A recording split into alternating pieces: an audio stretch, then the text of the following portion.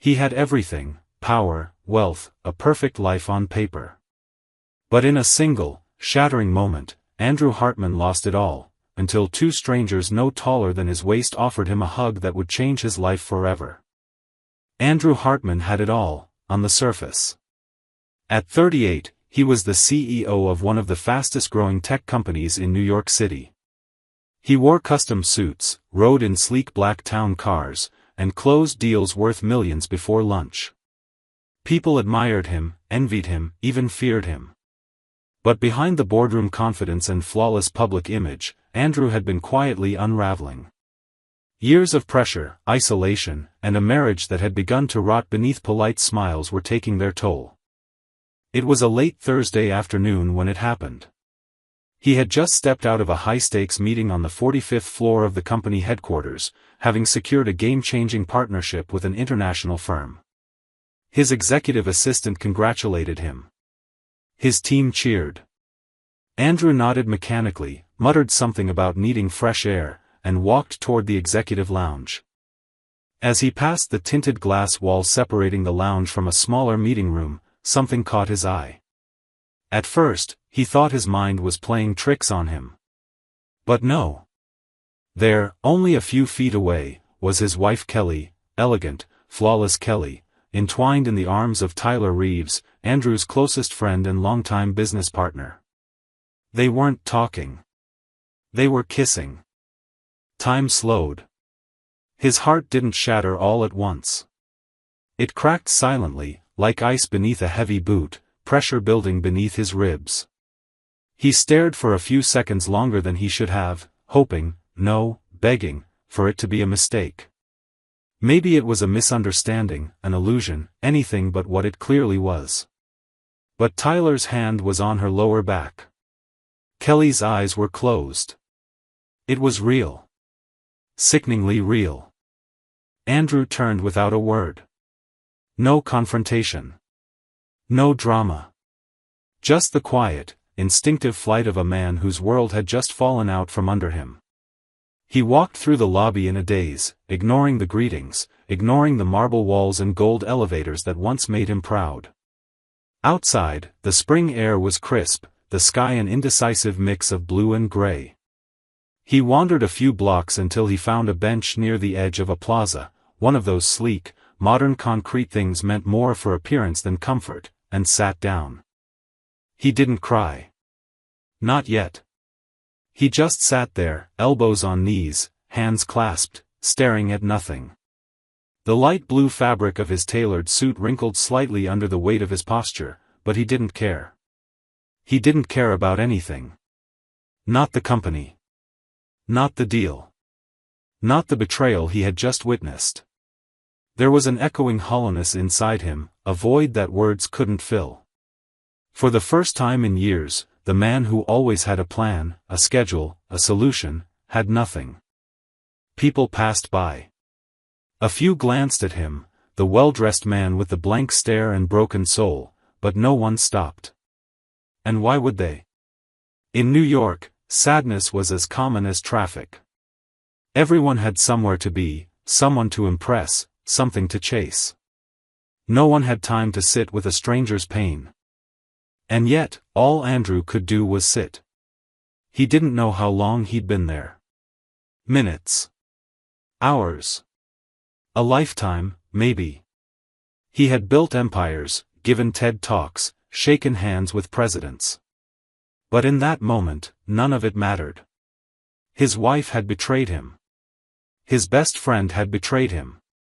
And no amount of success could stitch back together the parts of him that had quietly started to die.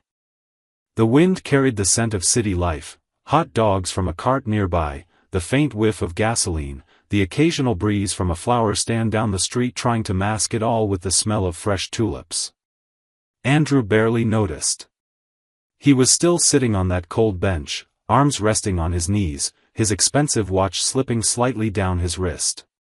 He hadn't moved for what felt like ages, locked in the numb paralysis that followed a deep emotional wound.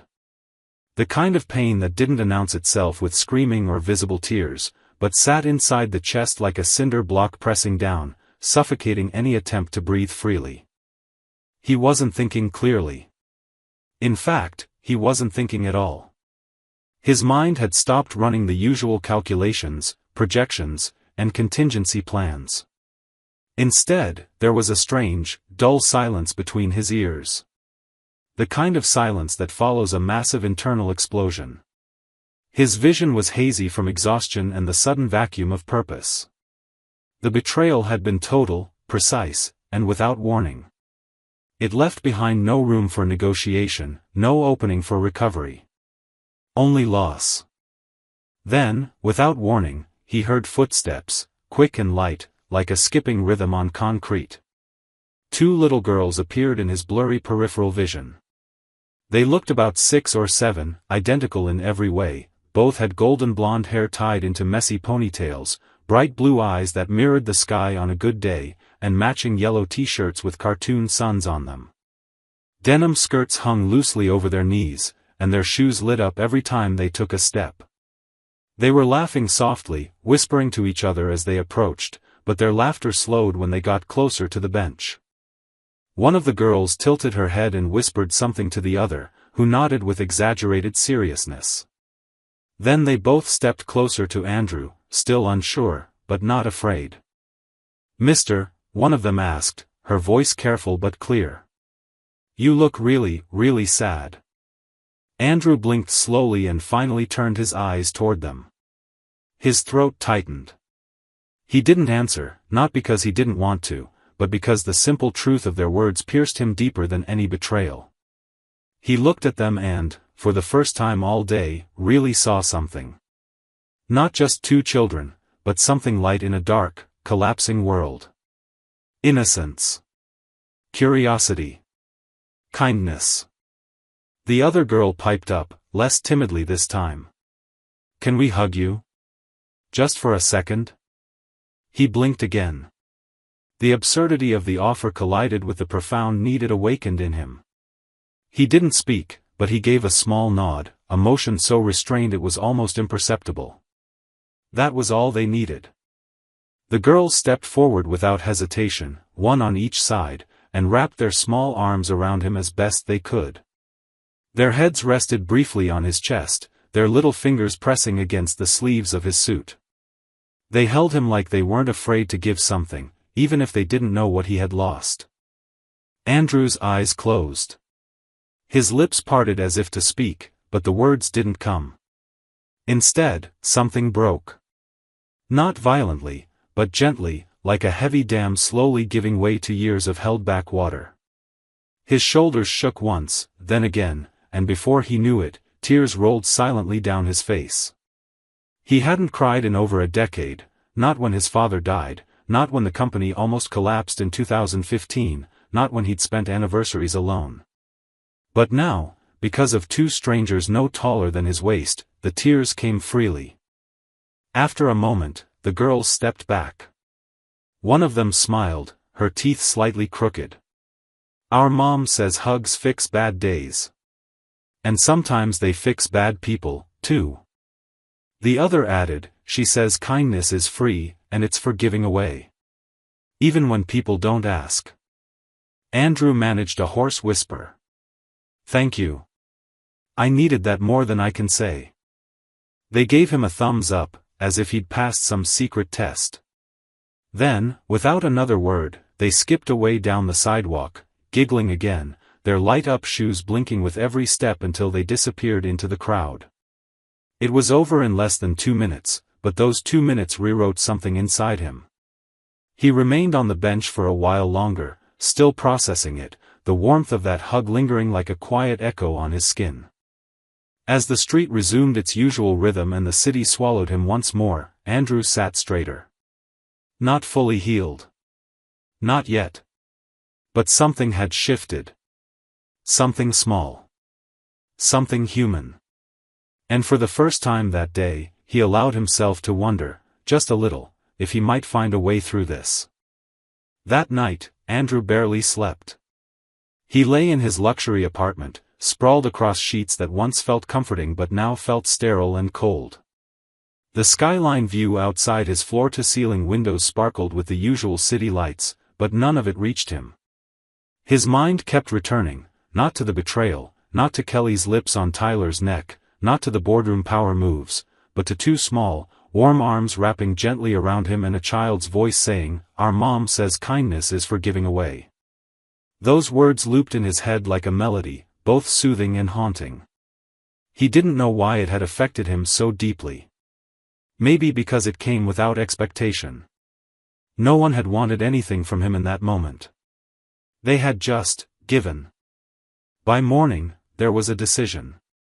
It wasn't conscious at first, but it rose in him like something ancient, an instinct, a need.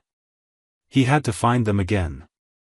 He didn't know why exactly, or what he would even say, but he couldn't ignore the feeling that they had pulled him back from a dangerous edge. He had felt something awaken in himself that day, something he hadn't felt in years. Not ambition. Not pride. Something more basic. Something human. He didn't tell anyone what he was doing. No one at the office, no driver, no assistant. He dressed in simple jeans and a hoodie, pulled a cap low over his eyes, and returned to the spot where everything had cracked open. The bench was empty. The plaza buzzed with its usual mix of tourists, delivery guys, and professionals juggling coffee cups and phones, but the two girls were nowhere to be seen. He stayed there for hours, scanning every face, every small figure, every flash of yellow or denim. Nothing. He came back the next day, and the next. For 4 days in a row, Andrew abandoned the world that had once defined him. No meetings, no calls, no emails. His assistant left him 22 voicemails by the end of the week, but he didn't answer a single one. Eventually, he realized he'd need help. So he called building security, quietly, discreetly. Not through official channels, but by slipping the head of security a generous tip and a soft request, footage from the plaza outside the building, 2 days ago, late afternoon. It took some time, but eventually, they found what he was looking for. He sat in the small office with the grainy footage on repeat. There they were. The girls, yellow shirts bouncing as they skipped past the fountain. They came from the direction of a small corner park a few blocks east. Then, after hugging him, they walked off toward a quiet residential neighborhood Andrew barely knew existed. That was all he needed. He started going to the park every day. Sometimes in the morning, sometimes late afternoon, hoping to catch a glimpse. He brought coffee from a small vendor nearby, something he hadn't done since his 20s. He watched kids playing, parents chatting on benches, and older women walking small dogs. Time slowed in that park. There was no stock ticker, no pressure. Just laughter, grass stains, and kites. Still, the girls didn't come. But something about being in that space made him feel closer to them. It reminded him of what he was looking for, even if he didn't yet have the words. After almost a week, he was sitting on a shaded bench, pretending to read a newspaper, when he heard the unmistakable sound of light-up sneakers tapping against the pavement. He glanced up, carefully, cautiously, and there they were. The same girls, identical as before. One was carrying a backpack covered in stickers, the other was eating a melting red popsicle, half of it dripping down her hand. They were walking with a woman. Andrew's breath caught in his throat. She wasn't what he expected. The mother, presumably, wasn't polished or professionally dressed like the women in his circles. She wore a faded gray t-shirt, a long cotton skirt, and her hair was tied back loosely. But there was something steady in her face, something grounded. A quiet strength. She looked like someone who didn't have time for anything unnecessary, and yet she moved with warmth. He didn't approach right away. He watched from the bench as the girls climbed the monkey bars, shouting to each other, while their mother sat on the grass, cross-legged, reading a library book with a bent spine. It took him several long minutes to work up the courage, but eventually, he stood, walked slowly across the park, and stopped just a few feet away. "Excuse me," he said, voice softer than usual, almost uncertain. I think your daughters hugged me the other day." The woman looked up, eyebrows slightly raised. Her expression wasn't suspicious, just curious. They came up to me outside an office building, he explained quickly, trying not to sound strange. I was having a really difficult day. They didn't know me. But they saw I was upset. They offered me a hug. I didn't even say anything. I just nodded. And they did. They hugged me. A long silence passed. Then she closed her book gently and gave him the faintest smile. Yes, she said. That sounds like them. Andrew stood there, unsure of what to do with his hands, what to say next. He had rehearsed something the night before, something about gratitude and fate and change, but now, standing in front of the woman whose children had unknowingly reached into his soul and shaken it awake, the words scattered. I just wanted to say thank you, he finally managed. Not just to them. To you. Because I know that kind of kindness doesn't come from nowhere. The woman looked up at him again, this time longer. Her eyes were tired, but kind. Then she nodded once. You're welcome, she said simply. I teach them that people don't always ask for help when they need it. And that kindness doesn't have to wait for an invitation. Andrew felt something loosen in his chest again, less painful this time, more like a knot slowly untying. He sat down in the grass a few feet away, uninvited but not unwelcome. The girls saw him and waved. He waved back.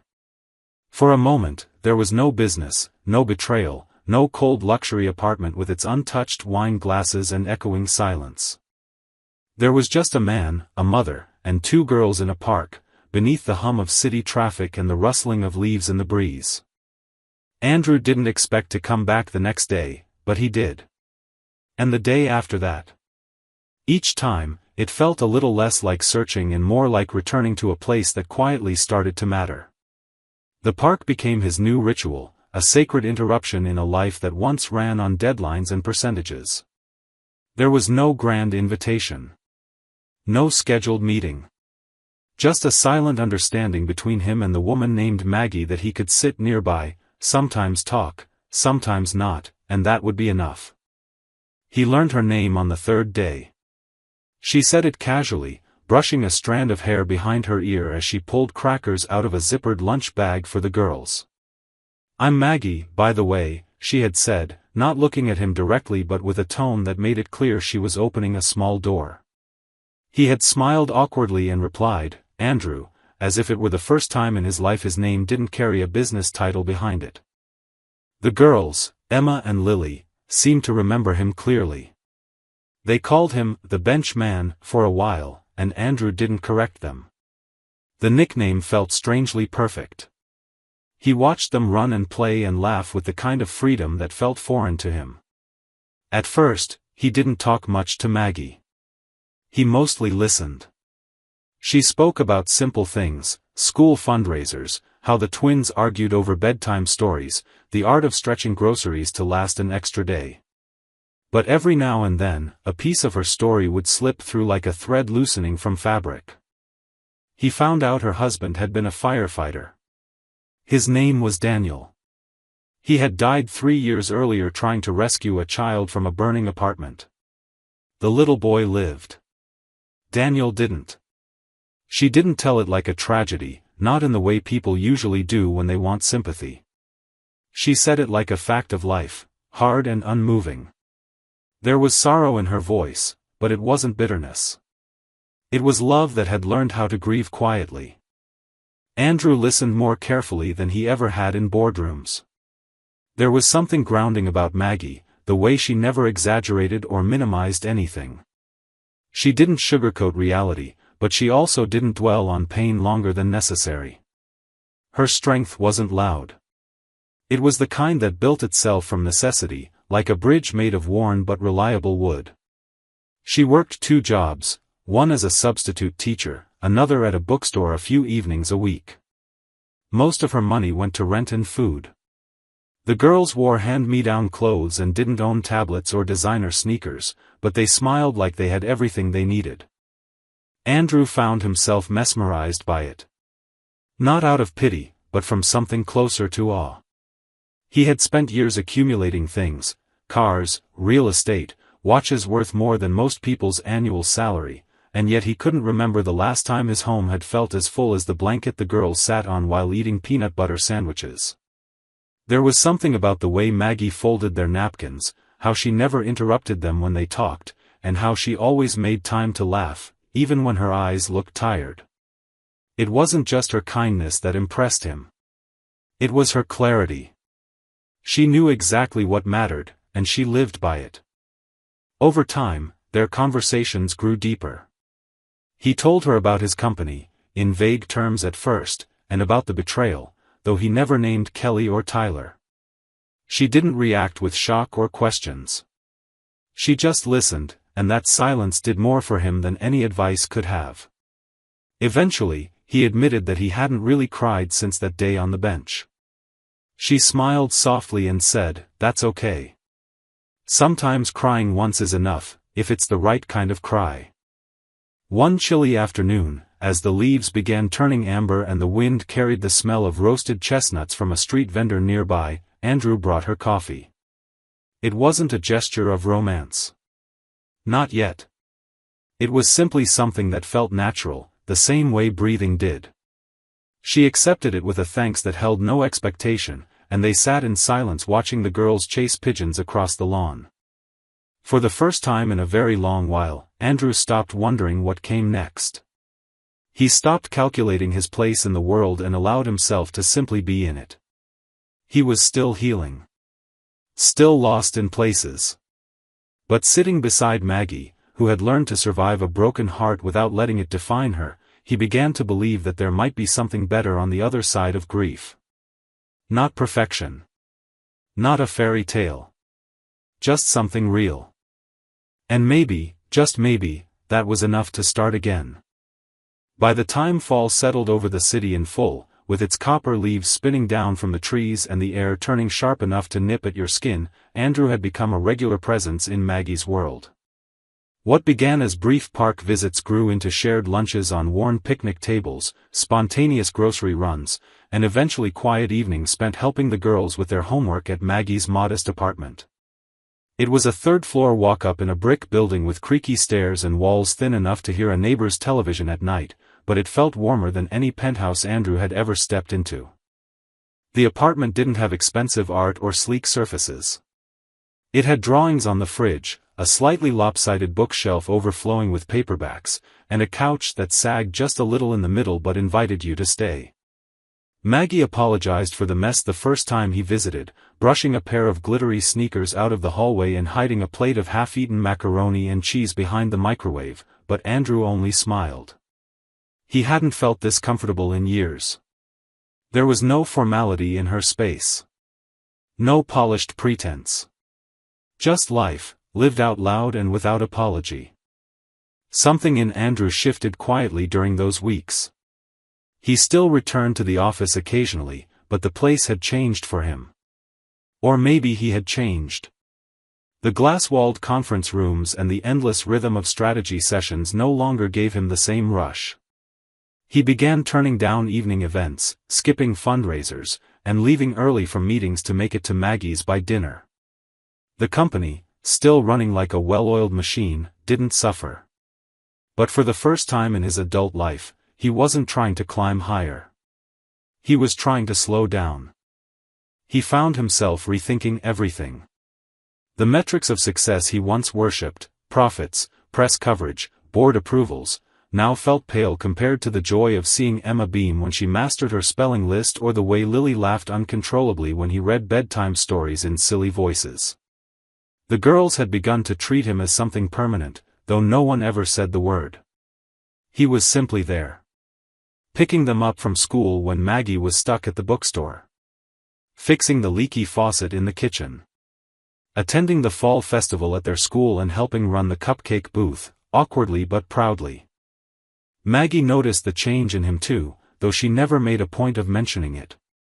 She respected his silences, his pauses, the way he sometimes stared out the window as if still sifting through the pieces of a former life. One night, After the girls had gone to sleep and they sat together on the fire escape with mugs of tea warming their hands, she spoke quietly. "You seem lighter," she said. "Like something heavy you've been carrying isn't as heavy anymore." Andrew didn't answer right away. He was watching his breath mist in the cold air, wondering how long it had been since someone had really seen him, not just his reputation. Finally, he looked at her and said, "I think I stopped pretending." That night marked a turning point. Not in some dramatic, romantic revelation, but in the steady, gentle deepening of a connection that had never been forced. It wasn't about rescue. It wasn't about fixing one another. It was about choosing to stay, to listen, to show up. And show up he did. A few weeks later, he made a quiet but irreversible decision. He called a meeting with the board of directors, not to announce a resignation, but to outline his plan to reduce his role and appoint a new CEO from within. He would remain a major shareholder, but he no longer wanted to be the face, the figurehead, the engine. It was met with surprise, some resistance, and a few raised eyebrows, but no one could argue with his track record. The company was stable. He had earned his exit. What none of them knew was that Andrew had already begun channeling his energy into something new. He created a foundation, funded entirely with his own money, that focused on helping single mothers, especially those widowed or struggling to balance work and parenting. He called it the Embrace Project, in memory of the moment that changed everything for him on a lonely bench that day. The project provided rent assistance, child care grants, job training, and free counseling services. It was practical, personal, and profoundly different from the high-stakes world he'd once thrived in. He didn't make a public announcement. No press release. No interviews. It wasn't about image. It was about meaning. When he told Maggie about it, she didn't say much. She just nodded, reached across the table, and squeezed his hand. That gesture said more than any speech could have. Their connection wasn't flashy. It didn't move fast. There were no grand declarations. But it was steady and built on mutual respect, on shared dinners and whispered jokes and early morning pancake disasters. The girls started calling him Andy without asking, and though it caught him off guard at first, it quickly became something he looked forward to hearing. One Saturday, as they all walked home from the park with bags of apples from a local market, Lily reached up and grabbed his hand without looking. Emma followed suit. They walked like that for blocks, Andrew in the middle, the girls chattering about Halloween costumes. Maggie walked a few steps behind, smiling to herself. Andrew looked back at her and met her eyes. He didn't say anything, but in that moment, he felt something solid beneath his feet again. He had been falling for so long he didn't realize he had landed. And not just anywhere. He had landed in a life he never thought he could have. The morning everything unraveled again began like any other. Andrew was sitting at the kitchen table in Maggie's apartment, a chipped mug of black coffee in one hand and a pencil in the other, helping Emma correct a math worksheet while Lily hummed quietly as she colored on the floor. The apartment was filled with the quiet music of an ordinary life, faint laughter from upstairs neighbors, the whistle of a kettle, the rustling of paper and soft footsteps. Maggie had already left for her morning shift at the bookstore, and Andrew had promised to stay with the girls until lunchtime. It was becoming routine now, in the best way. He'd begun to imagine what it might feel like for this to be every day. His phone, long forgotten on the counter, buzzed repeatedly. At first he ignored it, until the vibrations became insistent enough to break the peace. He stood reluctantly and picked it up, intending to silence it without checking the screen. But then he saw the notifications, calls and messages from his assistant, from board members, even from old colleagues he hadn't spoken to in months. His chest tightened. Something had happened. He opened one of the messages, and the headline hit him like a punch to the ribs. A video. A leak. It had gone viral overnight. In the grainy clip, Kelly and Tyler sat in a dimly lit lounge, whispering over wine. Their words weren't loud, but they were unmistakably clear. They were talking about Andrew. About how long it had taken to push him out. About manipulating votes on the board. About selling his shares behind his back. It was the kind of betrayal that went far deeper than the affair. It was calculated, professional, deliberate. Kelly had smiled as she said, "He was always too soft where it counted." Andrew stood in the kitchen, his stomach turning cold as he listened to his former life being dissected by the two people who had once claimed to love and support him. The girls noticed something had changed and looked up with concern, but he smiled and told them everything was fine. He didn't want them to worry. Not now. Later that afternoon, when Maggie returned home, she knew something was wrong before he even spoke. She read it in the way he didn't greet her with his usual smile, in the way his fingers tapped anxiously on the table. She asked no questions at first, letting him sit with it, and only after the girls were asleep did he finally show her the video. She watched it silently. When it ended, she simply turned to him and said, "I'm sorry." Andrew nodded, but there was no real anger in his eyes. Not the kind he might have expected from himself a year ago. There was disappointment, yes. A deep ache. But no rage. He was tired of letting pain be the compass. He had spent so long trying to outrun betrayal, trying to drown it with work or hide it behind luxury, and now that it had resurfaced so publicly, all he could feel was clarity. He had already left that world. They had taken nothing from him that still mattered. Over the next few days, the scandal spread across the business media. Everyone wanted a comment, reporters, shareholders, rivals. But Andrew gave none. Instead, he met with his legal team and handed over every shred of evidence. He gave them one simple instruction: handle it with dignity. No press conferences, no public shaming. Just facts. Just truth. Privately, his attorneys moved fast.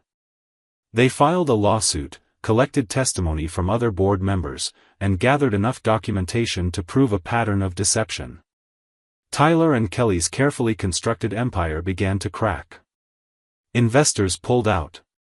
Partnerships dissolved. Public trust vanished almost overnight. The very company they tried to steal crumbled under the weight of their arrogance. Andrew could have watched it all unfold with satisfaction. A younger version of himself might have. But instead, he chose to walk away from it entirely. He sold the last of his shares and donated half the profits to the Embrace Project. He used the rest to quietly buy a small property near the city limits, a modest house surrounded by trees, not far from where Maggie had grown up. It wasn't flashy, but it was theirs. The girls knew something had happened, but Andrew never told them the full story. Instead, he taught them something else: how to rise above cruelty, how to answer betrayal with strength, how to protect what truly matters. They saw it in the way he never spoke ill of Tyler or Kelly, only said, "Some people get lost chasing the wrong things," and left it at that. It was a kind of strength Maggie admired deeply. Not the forceful kind, not the kind that crushes. The kind that withstands. The kind that quietly refuses to be defined by someone else's actions. She told him one night, as they lay side by side under a threadbare quilt in the house they would soon call home, "What they tried to destroy, it wasn't you. They only destroyed the image they made of you. But the real you? That man is still here." Andrew reached for her hand in the dark. He didn't need to respond. She already knew. The life he had once built had collapsed. But the one he was building now, quiet, honest, rooted in love, was made of something much stronger. Something that couldn't be stolen. Spring returned slowly, as if the city itself needed time to thaw after the bitter weight of winter. The trees along the sidewalks began to blush with pale green buds, and the park where Andrew had first met Emma and Lily came back to life with children's laughter, the scent of street food, and birdsong woven into the morning air. The world was blooming again, and so, it seemed, was Andrew. He had spent the past months not rebuilding, but beginning entirely anew. The modest house he had purchased just outside the city was no longer just a quiet escape from chaos, it was home. There were still boxes left unpacked in the hallway, and the furniture didn't match, but Maggie had painted the kitchen a soft yellow, and the girls had decorated the living room walls with crayon drawings and paper stars. It wasn't curated or perfect, but it felt real, and that made all the difference. The routines they created were simple. Maggie prepared breakfast while Andrew packed school lunches. The girls fought over which shoes to wear and who got to feed the cat first. They planted vegetables in a tiny garden that might never grow properly, but no one minded. Evenings were slow and sweet, books, puzzles, stories by the fireplace. Every once in a while, Andrew would catch himself smiling at something small, the way Maggie hummed while folding laundry, or how the girls whispered secrets to him like he was their co-conspirator. These things used to seem like background noise to other people's lives. Now, they were everything. It was during one of those evenings, as they all sat in the backyard watching the fireflies appear one by one, that the idea took root in Andrew's mind. He hadn't planned it. There had been no grand romantic blueprint, no timed proposal. But as he sat beside Maggie, her head resting lightly on his shoulder and the girls curled up in a blanket at their feet, he realized he didn't want this to be a chapter. He wanted it to be the whole story. He waited a week before he spoke to the girls. They were in the kitchen helping him bake cookies, flour dusting their cheeks like war paint. He knelt down to their level, took their little hands in his, and asked, very seriously, "How would you feel if I asked your mom to marry me?" Emma gasped and dropped her spoon. Lily blinked, then whispered, like, "Forever married?" He nodded. "Yes. Forever." They didn't even hesitate. Both girls threw their arms around his neck and squealed, "Do it. Do it today." He didn't do it that day. But he didn't wait long. The following weekend, he brought them all back to the park. The same bench, the same spot. He'd packed a picnic and pretended it was just another family outing, though his heart beat a little faster with each passing moment. Maggie had worn her hair down, and the breeze kept blowing strands across her face.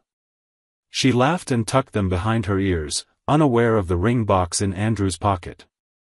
After the girls ran off to chase a balloon vendor at the far end of the path, Andrew turned to Maggie. They sat in a familiar silence, the kind that had become more meaningful than any small talk. He reached into his coat, pulled out the box, and placed it gently in her hand without a word. She looked at it, then at him, a hint of disbelief flickering in her eyes. "Andrew," she began, but he shook his head softly. "I don't have a speech," he said. "I don't have the right words.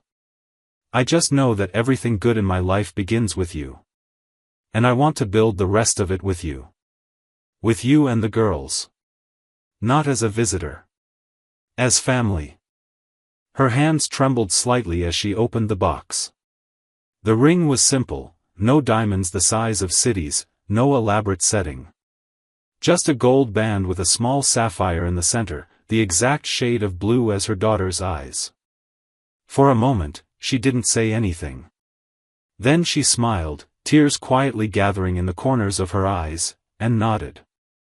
"Yes," she whispered. "Yes." The girls returned seconds later, squealing in excitement as if they had known all along. Emma shouted, "Are we getting married too?" And Lily added, "Can we have cake today even if it's not the wedding yet?"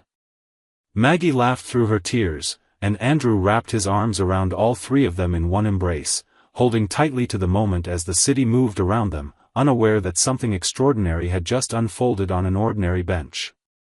There was no applause, no orchestra, no headline. Just a man who had once lost everything finding the courage to build again, not from power or wealth, but from love, trust, and a little bit of everyday magic. The wedding was small.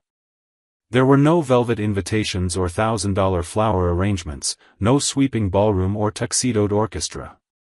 Instead, it was held in the backyard of the house they now shared, under a canopy of string lights that Andrew and the girls had spent an entire weekend untangling and hanging from tree to tree.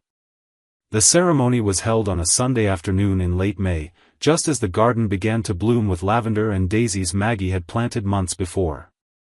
The air was filled with the scent of cut grass and something sweet from the kitchen, and the sky was one of those deep, gentle blues that seemed to promise everything would be all right. Andrew stood at the end of the makeshift aisle, his suit simple but perfectly tailored, no tie, his sleeves rolled up just enough to show he didn't mind getting his hands dirty. He wasn't nervous, only filled with a calm kind of reverence, as if he finally understood what it meant to be whole.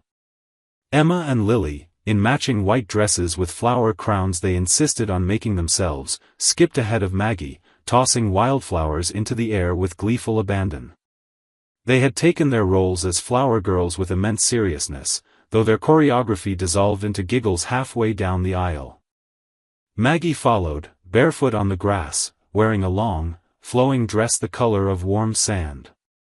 Her hair was curled loosely, pinned back with tiny sprigs of baby's breath. She looked radiant, not in the way that photographers chase, but in the way people do when they've chosen joy, even after pain. When she reached Andrew, she took his hands without hesitation, as if they had always belonged there.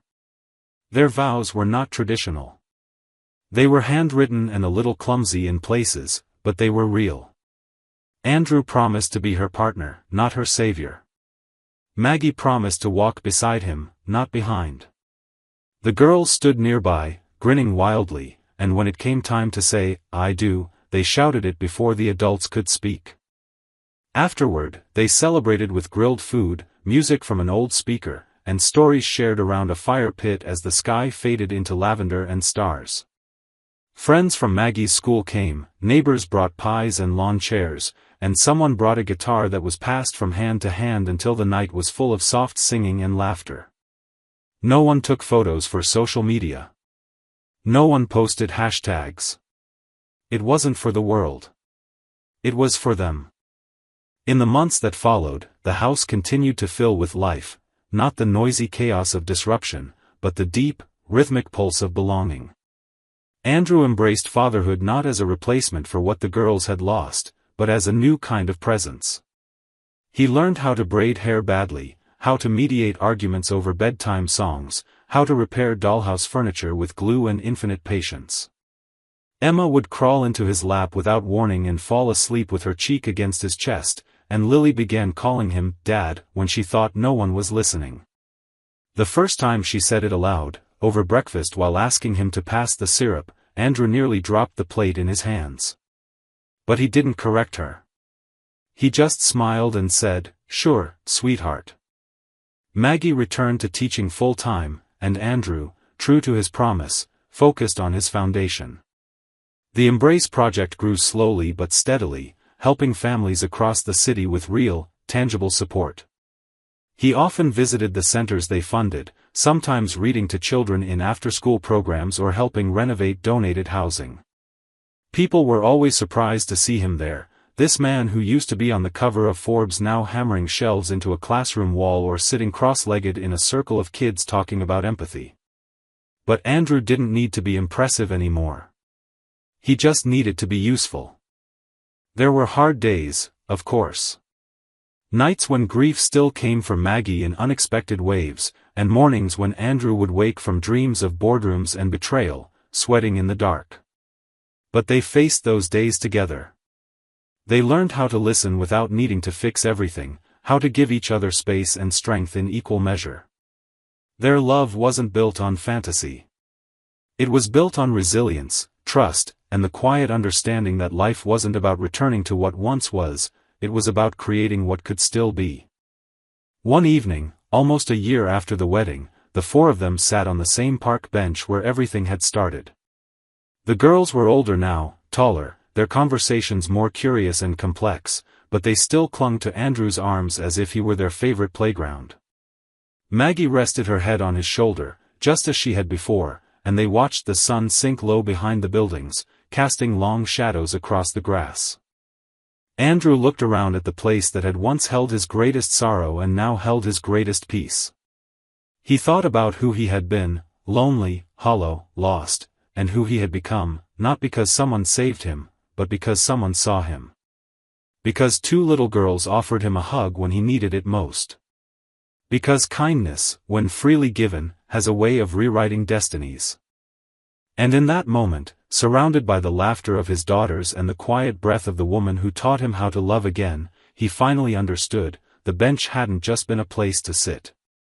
It had been a beginning. A doorway. A promise. And the promise had come true.